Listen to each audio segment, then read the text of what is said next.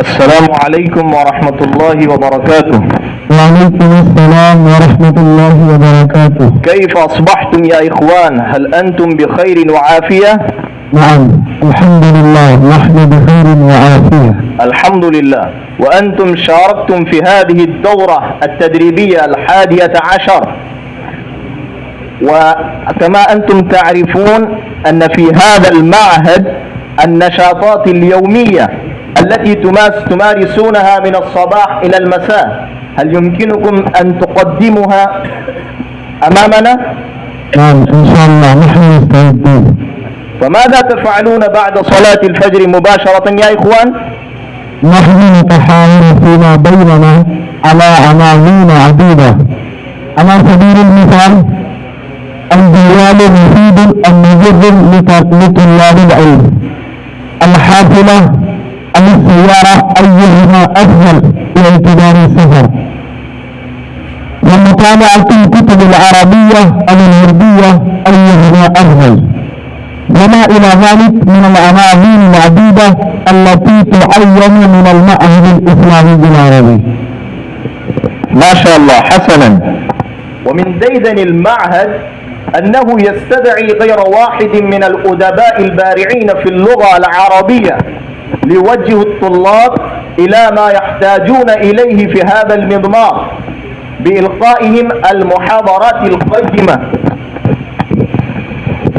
وأنتم شاركتم في هذه الدورة وأنتم استفدتم من هؤلاء العباقرة، هل يمكنكم أن تقدموا أمامنا يا إخوان؟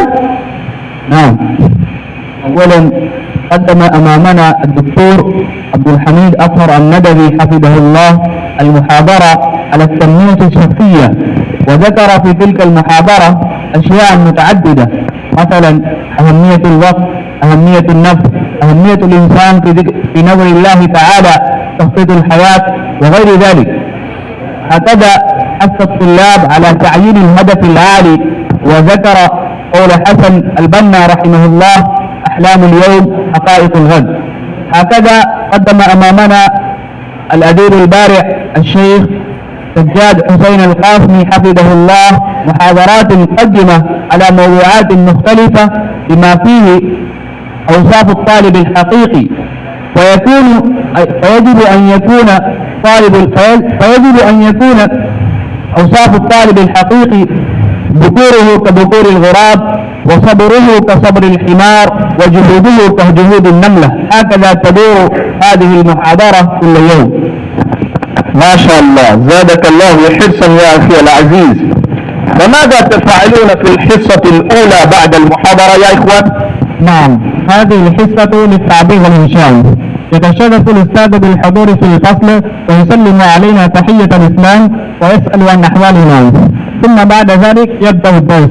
أولا يلقي علينا الأستاذ التعبيرات الوشيقة ويشرح لنا تلك التعبيرات ويخبر عن موضع استخدامها ويوضح لنا كيفية استخدام تلك التعبيرات ويمثل أمثلة متعددة كي تتضح لنا تلك التعبيرات، ثم يكلفنا أن نكون جملا أخرى مستخدمين تلك التعبيرات. مثلا ذات يوم ألقى الأستاذ علينا تعبيرا من القرآن الكريم وقال: استاقلتم إلى الأرض، وشرحه وقال معناه تباطأ ولم ينهم. ثم نزلنا بعد ذلك وقال: استاذ ने तलबा को तकरीर करने का हुक्म दिया, लेकिन तलबा ने सुस्ती और काहिली दिखाई। فترجم هذه الجملة الأردية إلى اللغة العربية وقال: أمر الأستاذ والطلاب أن يخطبوا ولكنهم استاقلوا إلى الأرض. ثم ألقى علينا جملا أردية وكلفنا بتعريبها. ما شاء الله، أحسنت يا أخي. فماذا تفعلون في الحصة الثانية؟ نعم، هذه الحصة لتدريس النصوص. يتشرف الأستاذ بالحضور في الفصل ويكتب المسألة السبورة، ويكلف أحدا منا أن يقوم ويقرأ النص، ثم يستخرج منها التعبيرات الرائعة والألفاظ الجديدة، ثم يعلمنا كيفية استخدام هذه التعبيرات والألفاظ، وفي الختام يتيح لنا فرصة لكي نسأله فيها ما يجول في خاطرنا من الأسئلة والتعبيرات الصعبة. ما شاء الله، أسأل الله أن يجعلك من البارعين إن شاء الله. فماذا تفعلون في الحصة الثالثة؟ الحصة الثالثة لتسمية المفردات. يوميا تملى علينا مفردات وابيات وتعبيرات بسيطة. هل يمكنك أن تقدم نموذجا أمام أصدقائنا؟ بالتأكيد بكل رحابة صدري. أولا تملى علينا مفردات حول عناوين مختلفة، مثلا أعضاء الجسم الإنساني والألوان والأشكال والثمار والأشياء الجديدة المبتكرة في هذا الزمان. وكذلك تملى علينا تعبيرات دقيقة جديدة متداولة في التفاوض السياسي والحوار العام والخاص نحفظها ونستخدمها في المذكرات. وأيضا تملى علينا أبيات ذات معاني عميقة وذات ثقافة وحضارة لشعراء متنبئين، منهم الشاعر أبو الفتح محمد علي البستي المتوفى سنة 400 من الهجرة، حيث قال: دعي الفؤاد عن الدنيا وزخرفها وصفها كدر والوصل حجران. أحسن إلى الناس تستعبد قلوبهم فطالما استعبد الإنسان إحسان. يا خادم الجسم كم تسعى لخدمته أتطلب الربح مما فيه خسران. أقبل على النفس واستكمل فضائلها فأنت بالنفس لا بالجسم إنسان. ما شاء الله، بارك الله فيك. فماذا تفعلون في الحصة الرابعة بعد الظهر؟ بسم الله الرحمن الرحيم. بعد صلاة الظهر مباشرة حصة لتفسير الآية وشرح الحديث، وهذه الحصة تلعب دورا حاسما في تطوير اللغة العربية للمتكلمين. يريد المعلم حديث أو آية ويكلف الطلاب بتفسير الآية أو شرح الحديث، ويستعد الطلاب استعدادا كاملا من خلال مراجعة الكتب التفاسيرية والكتب الحديثية، ويحاولون أن يقدموا التفسير أو الشرح بكلماتهم. فإذا حضر الأستاذ الفصل يقدم الطلاب ذلك التفسير أو الشرح أمام زملائهم. هل يمكنك أن تقدم نموذجا يا أخي بين أيدينا؟ نعم بفراغ الصدر. إني أقدم أمامكم نموذجا عن هذه القصة. الحمد لله رب العالمين، والصلاة والسلام على سيد الأنبياء والمرسلين، أما بعد. أعوذ بالله من الشيطان الرجيم. بسم الله الرحمن الرحيم. إنا أعطيناك الكوثر فصل لربك وانحر إن شانئك هو الأبتر. إنا أعطيناك الكوثر، يعني إنا أعطيناك يا أيها النبي الكريم الخير الكثير العظيم في الدنيا من النصر والظفر، وفي الآخرة الحوض الكوثر الذي هو أحلى من العسل وأشد بياضا من اللبن، حافظاه اللؤلؤ وقيمته المسك. فصل لربك وانحر، يعني عوضا عن كل هذه النعم العظيمة أخلص لربك صلاتك وكل عبادتك، واذبح وحاياك على اسم الله وحده. إن شانئك هو الأبتر، أي إن الذي يبغض ما جئت به من الحق والهدى هو مقطوع الخير ومبتور الأثر، ليس له أثر طيب ولا نفع باطل. أكتفي بهذه الكلمات والحمد لله. ما شاء الله، اللهم زد فزد في صلاحيتك يا أخي. وماذا تفعلون في الحصة الخامسة؟ هذه الحصة لحفظ النصوص. أولا يتشرف الأستاذ بالحضور في الفصل، ثم يدرس درسا واحدا يشتمل على الحوار والمناقشة من الكتاب اسمه العربية المعاصرة، ويشرح ما فيه من الكلمات الصعبة ويوجه إلى التعبيرات الرائعة مع استخدام مواقعها بحسب حياتنا طول النهار والليل. ثم نحفظ الدرس بما فيه من الكلمات والتعبيرات، وبعدما حفظنا نقوم مثنى للحوار حتى يثبت في أذهاننا ويرسخ في قلوبنا. هل يمكنكم يا إخوان أن تقدم نموذجا أمام ضيوفنا؟ نعم كنا مستعدين. السلام عليكم ورحمة الله وبركاته. وعليكم السلام ورحمة الله وبركاته. أطاب الله صباحك يا أخي. صبحك الله بخير يا عزيزي. كيف وجدت نفسك الآن في اللغة العربية؟ لقد انتفعت نفعا والله أعلم بمداه. وما زلت أتناول درجاتي سلم الرقي درجة. ما شاء الله، لقد أثلجت صدري وطيبت خاطري بما أسمعتني. إن شاء الله ستسمع ما تسر به نفسك في المستقبل القريب. وكيف لي يا أخي أن أحدو حدوك لأبلغ ما وصلت إليه في العربية؟ ما عليك إلا أن تعزم وتحزم على ألا تنطق إلا بالعربية مع من يفهمها ما دمت حيا. من أين ذلك؟ ونحن في بلد أعجمي وليس فيه من ديدنه التكلم باللغة العربية. يا أخي، نحن معاشر الطلبة نحتاج إلى تعالم إيماني وقوة شخصية كي نثبت وجودنا في مجتمعاتنا. وكيف ذاك يا أخي؟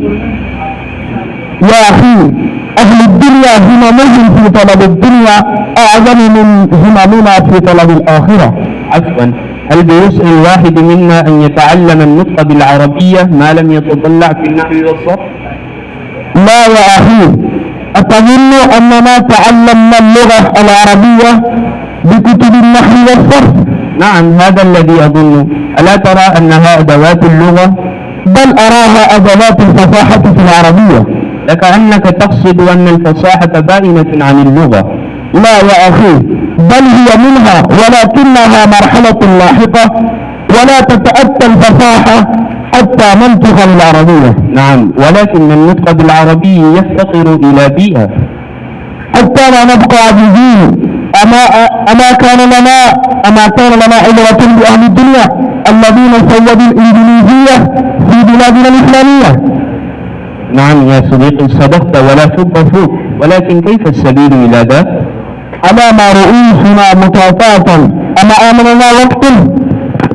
آمننا أن نرفع بلغة ديننا ومعلومها ونوليها. سألتك عن السبيل فأبعدت النجعة عن الإجابة. السبيل سهل، وهو أن نتخذ من العربية لغة حياتنا اليومية. نعم، أنا معك في كل حرف، فامضي قدما ولا تخف. وفقني الله وإياك لما فيه صالح الإسلام والمسلمين. اللقاء. ما شاء الله، جزيتنا خيرا يا إخوان. فماذا تفعلون في الحصة السادسة؟ نعم، هذه الحصة لفحص الاضطراب. يحضر الأستاذ المبجل الفصل ويستقبل الطلاب استقبالا حارا ويتلقونه بكل معاني المحبة والتقدير والإعزاز، ثم يطلب من الطلاب القراطيس التي يكتبون فيها المذكرات، ويتفحص تلك المذكرات وينبه الطلاب على الأخطاء التي تسربت إليها، ثم يرشد إلى تعبيرات نشيطة وأساليب متنزلة أنيقة، ثم ينصحهم بنصائح غالية فيقول: قال الإمام الشافعي رحمه الله تعالى: ومن لم يذق ذل التعلم ساعة يتجرع كأس الجهل طول حياته، ثم يتوجهون إلى المسجد لأداء صلاة العصر. ما شاء الله، أحسنت يا أخي. فماذا تفعلون بعد صلاة العصر؟ هل هناك أي نشيطة؟ نعم، بعد صلاة العصر يجلس الطلاب في حلقاته ويلقون قصصا حول الموضوع الذي يحدث من قبل المهد. يأتي الأستاذ أمام الطلاب ويشجعهم وينبئهم على أخطائهم في الإلقاء. ما شاء الله. هل يمكنك أن تقدم نموذجا أمام أساتذتنا؟ نعم. وقد هتف النادي بالأمس موضوعا مهما وهو قصة ملحدة، والطلاب ألقوا قصصا ملحدة. أقدم أمامكم نموذج قصة ملحدة. ذات يوم تلا رجل الآية: إن الصلاة تنهى. وبعد تلاوة هذه الآية وأخذ يصلي كل الصلوات وحيدا، فسأله رجل من عمله: لماذا تصلي منفردا؟ فقال له: أما تلوت هذه الآية: إن الصلاة تنهى. ما شاء الله، بارك الله فيك. فماذا تفعلون يا إخوان بعد صلاة المغرب؟ نعم، الطلاب يحضرون المسجد بعد صلاة المغرب ويجلسون ويقعدون في صفوف شتى ثم يأتي الأستاذ إلى المسجد لتوزيع الكتب العربية للمطالعة بين أظهر الطلاب، ثم يأخذ الطلاب الكتب بكل شوق ورغبة ويسجلون أسماءهم، ثم يتابعونها بنظر عميق وينظرون فيها بأم أعينهم ويأخذون ويستنبطون منها التعبيرات الرشيقة. ويجب على كل مشارك أن يطالع يوميا كتابا واحدا، بحيث يجب على كل طالب مطالعة 25 كتابا على الأقل خلال شهر واحد. وتلك الكتب بعضها مشتملة على 8 صفحات وبعضها محتوية على 16 صفحة، وتلك الكتب تجمع التعبير والخلابة والجذابة.